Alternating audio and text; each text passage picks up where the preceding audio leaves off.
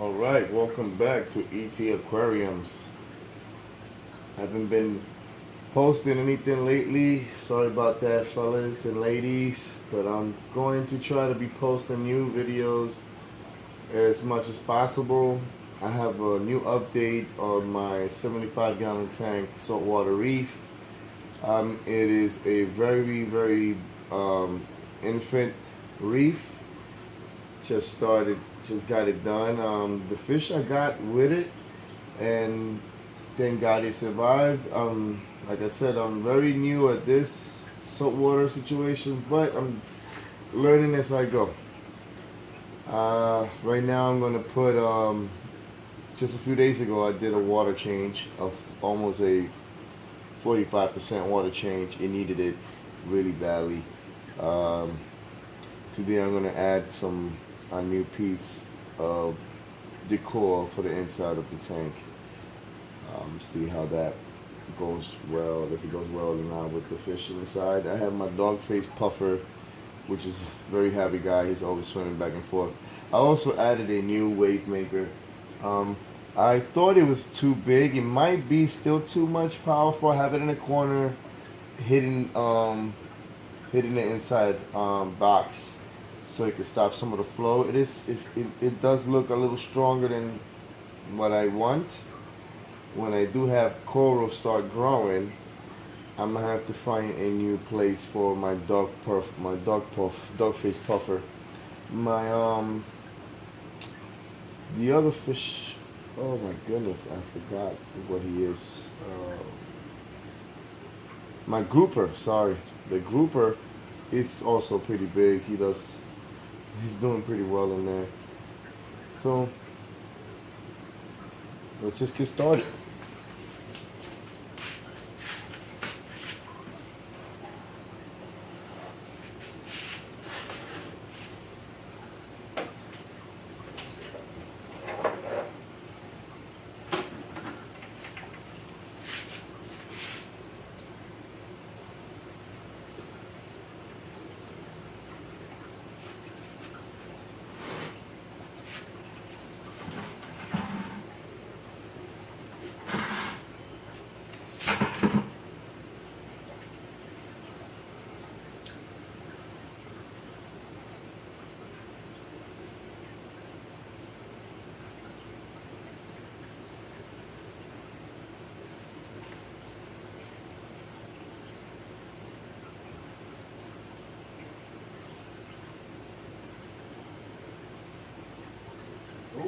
Ooh. Hey, buddy. His name is DOG, dog. Hey, DOG. DOG loves it. He likes the attention. He's one of those attention grabbers. That's what I like the most about him. He just likes to be everywhere. I don't know. How does that look, fellas? Anybody got any opinions or what else should I put in this tank? Like I said, it's a very infant tank. I got some nice live rock on it at the moment. So I'm praying so that it start developing soon. Because I really want to see what this tank and this reef is going to look like, or is capable of looking like. I'm very excited about that. So things are going to change little by little. You know, it's a long process, but like I said, I'm just learning, and I do follow a lot of you guys, a lot of you hobbyists on YouTube, and this is how I get the inspiration to do this stuff, and I love it. This is my passion, this is my love. So, I don't know, what you guys think? How does that look?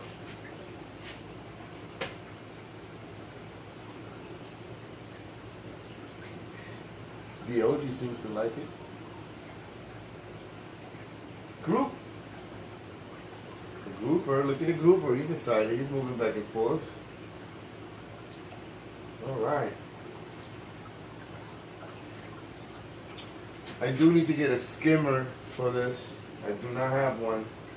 And I need to get a DIYR or something like that for the water. So right now I'm using um, water from the faucet, but I have a filter connected to it to make the water better drinkable for humans. So I think it's doing the work, it's doing a good job right now. My parameter seems to be okay. So far so good on the water parameters. But hey, like I said, learning process. I love this hobby. This is my passion. And I have been doing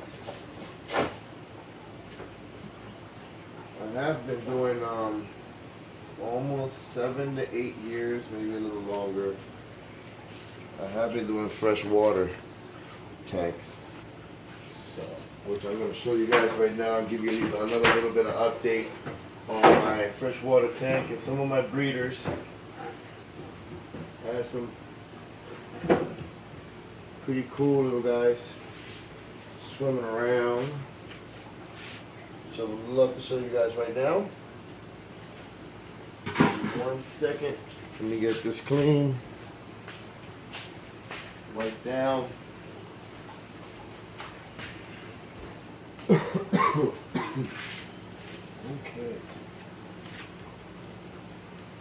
Now, if I give you a little quick story of how I came about this tank, you guys are gonna think I'm lying, but no, I'm not. What happened was that I always wanted a saltwater tank, and that's how I got into the hobbies to begin with, because all my friends had saltwater tanks, and the reefs are so beautiful. Long story short, I started doing freshwater fish, and 7, 8 years down the line, I still didn't have a saltwater tank. One day, I got on Craigslist, and I saw this gentleman asking for help because he needed somebody to come and take this off his hands. So I answered his email, and when I got there, his wife had said, out of 99 emails, they chose me and some other guy. So I showed up to the house. They were real happy, real nice people. We became friends. I have to show them an update. I send them an update of how the tank looks now, and they're very happy with it. And that's how I came about this tank. To tell you the truth, it was an act of God that this came around me at the time that he did, because I flew over there and I said, hey, this got to be mine. I would love to take care of your fish and look after your equipment, look after your your passion, and this is how I ended up with it, and here we are now. I'm trying to get the reef to come back to life, and yeah, dog puffer, my boy DOG, and you got the grouper in the back. I'm gonna have, like I said, I'm gonna have to find a new spot for him because he likes to chew on the coral, on the rocks. So I don't know if anything else was gonna start growing, or when I start putting fragments in, I don't want him to start damaging them or by mistake hurt them or anything like that. So yeah, but right now they're doing good. They're looking great. I'm proud of it. Let's go take a little quick walk around the corner so you guys can see some of a little quick update of how the other guys is doing. Here we go.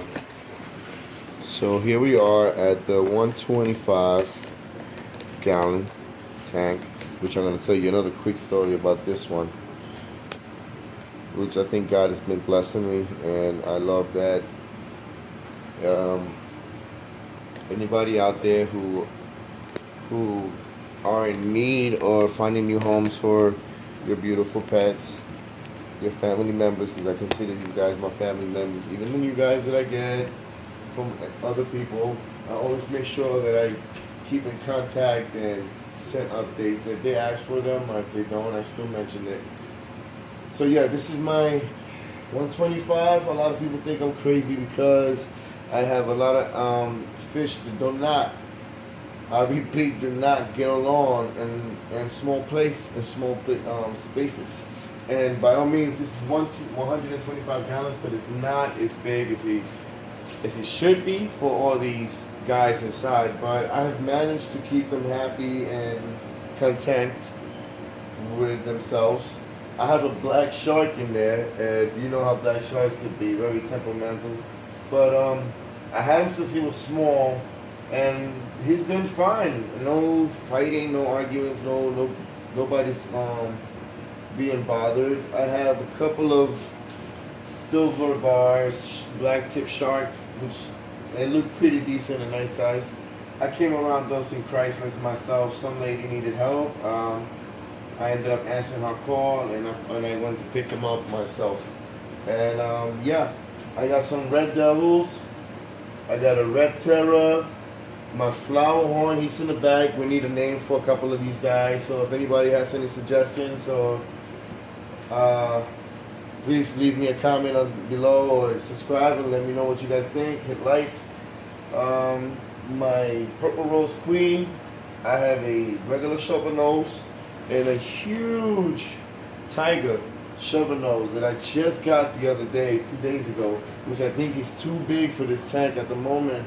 So I'm working on getting another tank just for him, so he could be a little bit more happy. Right now, he hurt his fin on the way here from the transfer and whatnot, which I'm a little upset, and he's recovering pretty well. Everybody's leaving him alone, and he's not bothering him, so I'm happy about that.